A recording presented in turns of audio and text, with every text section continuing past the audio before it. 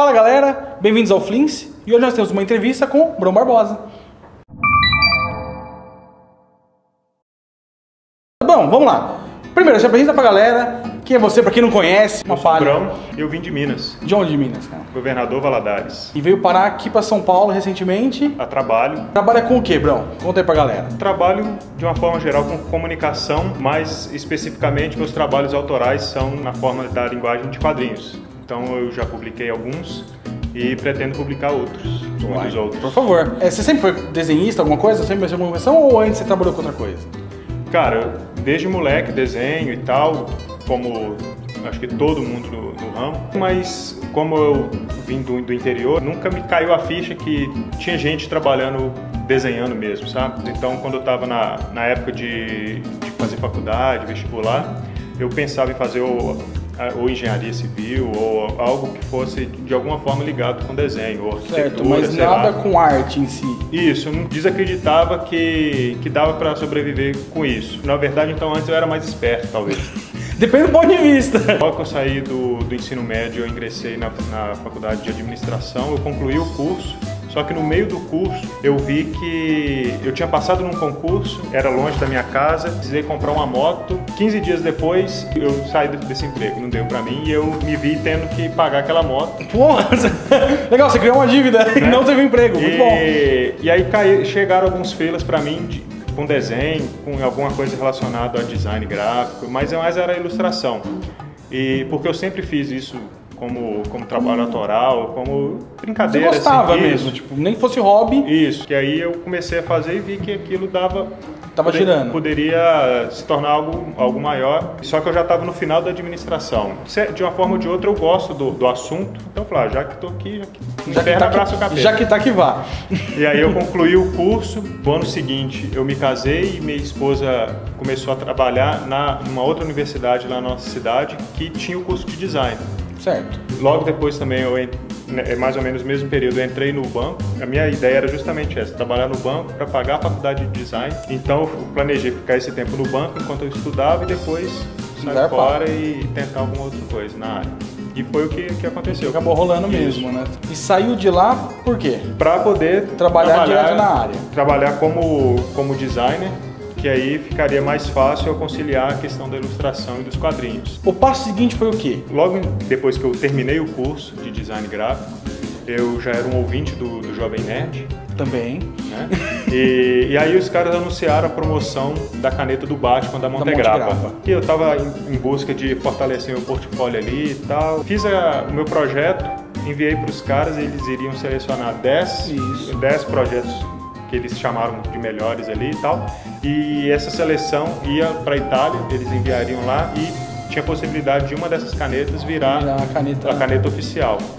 A minha não ficou entre as 10, só que eles deram a entender que o pessoal da Montegrappa estava interessado em conversar com alguns brasileiros. Então, peguei o e-mail deles e enviei, falei, meu nome é Brão Barbosa e tal, sou brasileiro, sou ouvinte do Jovem Nerd, participei da promoção, não fui selecionado, mas gostaria de saber o que vocês acharam do meu projeto. E aí, quem me responde é o próprio presidente da Montegrappa lá, o Giuseppe, falando que gostou do meu projeto e tal, achou interessante, mas ele clicou na assinatura do meu e-mail, do meu site, e viu minhas ilustrações. E aí ele, eu gostei muito. A gente está precisando de alguém que faça a nossa capa do catálogo do ano seguinte. Você está se interessado?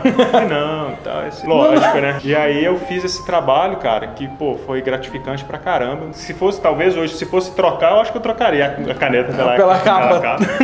E aí, então, nessa época, eu fiz uns contatos bem legais, além do Jovem Nerd do Azaghal. Um contato muito importante para mim foi o Saulo, do Brainstorm 9. Eu já era leitor do site e ouvinte do podcast. E aí, quando o Saulo ele anuncia que ia fazer o primeiro workshop dele em Belo Horizonte, eu falei, eu preciso encontrar com esse cara lá e mostrar esses meus trabalhos e tal. E aí eu entrei em contato com o Saulo e falei com ele que eu participaria do workshop. E aí ele se interessou pelo trabalho da Montegrappa, só que ele não podia ver antes que esse trabalho não tinha sido publicado. Sim, então, imagina. Foi a minha chance, porque eu tinha ele impresso e não podia divulgá-lo digitalmente. Chegando lá, eu encontrei com ele, eu mostrei, ele se interessou e falou, cara, eu gostei muito, eu vou te ajudar. E aí, no programa deles, ele me anunciou e tal, falou, ó, o Brão Barbosa é um cara, é um designer e tal, gostei do trabalho dele, ele tá querendo vir para São Paulo, se algum diretor de arte, se alguém relacionado em agência ou escritório de design tivesse com alguma vaga e tal, para me procurar, que ele daria o aval, vamos supor assim. Legal. Vim para São Paulo com algumas entrevistas marcadas, fiz todas essas entrevistas e nenhuma deu em nada. Que bom! Só que eu tenho um amigo que mora em Jundiaí, liguei para ele e falou, cara, eu tô em São Paulo e tal, ele me chamou para vir para cá, para passar um tempo na casa dele. Comecei a ligar pro pessoal aqui, uma das pessoas que eu entrei em contato já era ouvinte também do B9, tinha ouvido a indicação do Saulo e, cara, vem pra cá, vamos fazer uma reunião e me contrataram. Eu tive esse trabalho durante um tempo e tal, gostei da cidade, fiquei, e aí minha esposa veio depois também, a gente tá... E vocês mudaram de vez pra cá. Sim. Você ficou muito conhecido, principalmente pro mundo nerd, assim, eu conheci seu nome pelo Jovem Nerd.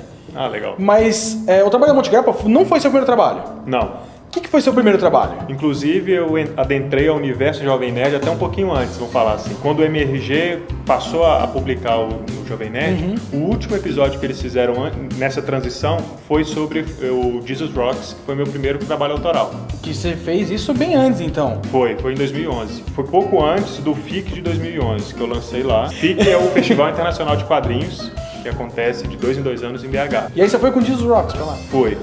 E aí, algo que me deu bastante força, que foi bem significativo, foi quando eu entreguei pro Sidão, pro Sidney Guzman. Certo. Eu entreguei pra ele, ele foi, olhou, gostou, falou, não, interessante e tal. E no outro dia, ele leu no hotel de um dia pro outro e me deu feedback positivo. Pô, aí sim, né? E aí ele foi, pô, cara, você leu mesmo? Não, eu gostei pra caramba e tal. Continua. Eu falei, pô, cara, se dá e tal.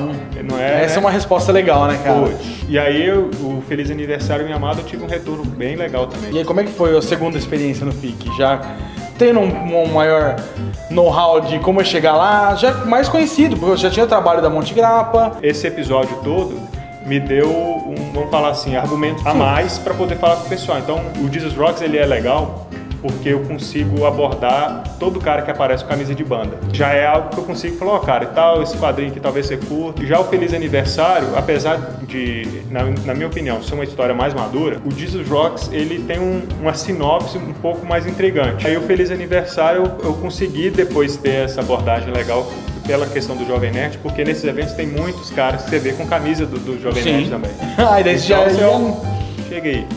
Pô, tá certo. Não é? Continuando os seus trabalhos, como é que você pode falar pra gente? Tá rolando? O que vai rolar? Cara, então, eu tenho que produzir algo autoral esse ano, de uma forma ou de outra. Só que eu ainda não sei. Bom, tá certo. Isso é algo oculto até pra mim. Mas eu tô com 2 parcerias. Então eu tô tanto no 321, é um projeto do Felipe Canho. Ele lançou o primeiro volume, que é uma antologia com vários artistas. Ele lançou ano passado, através do Catarse. E esse ano vai lançar a segunda edição e ele me convidou para fazer parte. Em 2014, tiveram 2 eventos agora no final do ano que são legais de comentar. Brasil Comic Con. Sim. Como é que foi apresentar seu trabalho na Brasil Comic Con, o espaço lá? E depois teve a Experience, que é um outro negócio monstro.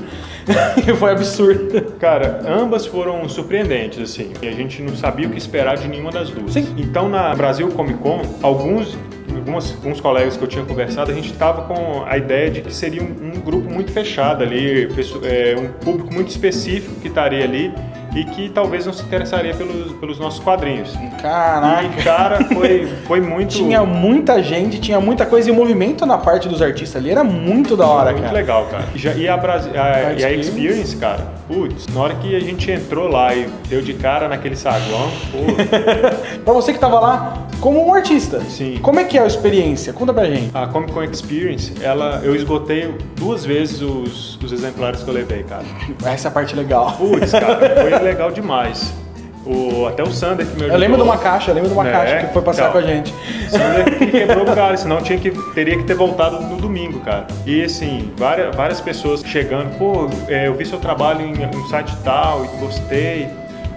Ajuda um pouco também o fato de eu ter disponibilizado as 2 para leitura online, né? Então, assim, várias pessoas já tinham lido e chegaram lá para comprar o exemplar físico. E outros caras também lá, artistas que eu conhecia só da internet, estavam lá. De nome. Na Brasil Comic Con, conheci o Deodato, que eu conversei poucas vezes pela internet e tal, e eu consegui mandar o feliz aniversário para ele curtiu, eu falei, putz, e cheguei lá, eu consegui conversar com ele, e caras assim, que você conhece o trabalho, gosta e já começa a fazer uma amizade, tipo Koala, o Marçal, o Cafage, o Cal, viu o Gustavo Duarte, os Gêmeos, e depois conhecer esse pessoal é muito legal, cara. Conhecendo as pessoas que você já ouvia falar, conta pra gente, influências suas, ilustradores que você gostava, artistas que você curtia, conta pra gente suas influências, cara. Quando eu comecei a fazer os freelas, daquele emprego que eu fiquei 15 dias e tal, eu caí no meio, fui paralelamente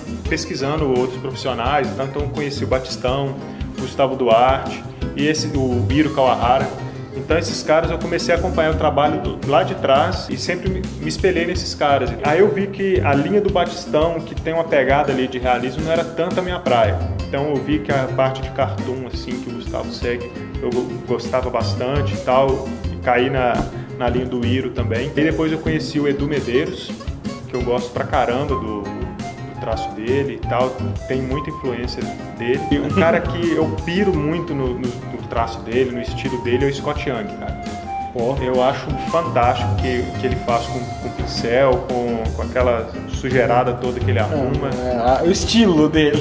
O Scott Young é um cara que eu queria ser igual quando eu crescesse. Quadrinhos, você costuma ler ou fora? Não, quadrinhos. Mainstream, alguma coisa? Não, mainstream. Cara, super-herói eu não leio. Não lê mesmo?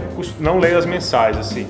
Lógico que eu leio assim, um Cavaleiro das Trevas, né? Referências, padrão. E eu acho que até pelo meu estilo, assim, dos meus trabalhos, eu gosto mais de quadrinhos assim, de cotidiano. Autoral de situação. Então, assim, Craig Thompson, tudo bem que o Scott Young faz algumas coisas de super-heróis, mas o Alice que ele fez, eu piro naquela linha. Os quadrinhos do Vitor Cafage, a série MSP. Sou suspeito. A série MSP toda. Pô, legal pra caramba. Eu gosto muito do Valente. Os quadrinhos do Gustavo eu sou muito fã. Seja o Chico, mas os anteriores dele também. Sim. Gosto muito do trabalho do Koala, do Fábio Koala. Fábio Koala. Quadrinhos nessa pegada, assim. Autorais realmente fora do mainstream. Isso. O Day Tripper dos Gêmeos. Fantástico. O Mesa pra Dois, gosto pra caramba. Não tem nem o que falar, cara. Só. O mesmo Delivery do Grampá também. Bom pra caramba. Você tem mau gosto, cara. Porra. O próprio pessoal da Monte Grappa te achou pelo seu site. Conta pra gente como é que a gente acha seu trabalho, seus quadrinhos. Cara, meu site é brãobarbosa.com. Qualquer rede social, meu usuário é Brão Barbosa. Facebook, Twitter, Instagram, @brãobarbosa. E os próprios quadrinhos é brãobarbosa.com/JesusRocks e /Feliz Aniversário. Se não leu, leia. E tem lá de graça pra baixar. Tá lá disponível. Ler. Ou pra comprar, eu te entrego. Recomendadíssimo, de vez passagem. Pronto, foi um prazer ter você com a gente. Eu sei.